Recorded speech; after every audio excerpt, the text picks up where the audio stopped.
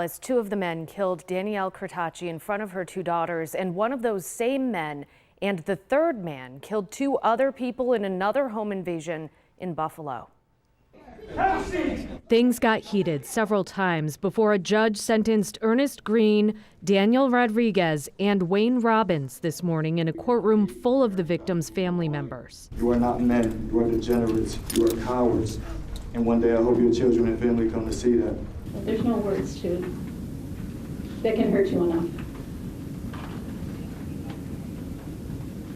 But I hope that you hurt. I hope every bit of you hurts for the rest of your miserable life.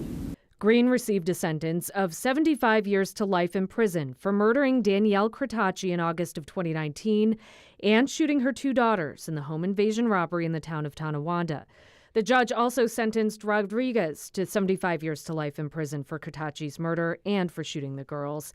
And Green was sentenced to life in prison without parole for murdering Bethany Malloy and Shaquille St. John in September of 2019 in Buffalo. Robbins was also convicted of murdering Malloy and St. John, and he too got a sentence of life in prison without parole. These were the maximum sentences for these crimes.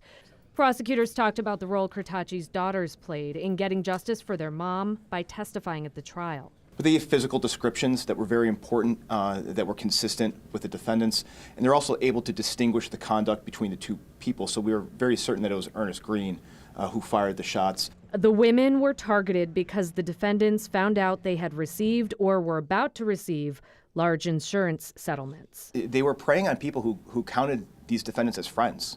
And they did not suspect for a moment that they would, betray them in this way, and let alone for money. Now, a fourth person, Cherie Bailey, pleaded guilty to first-degree robbery and faces a maximum of 25 years in prison when she's sentenced next month.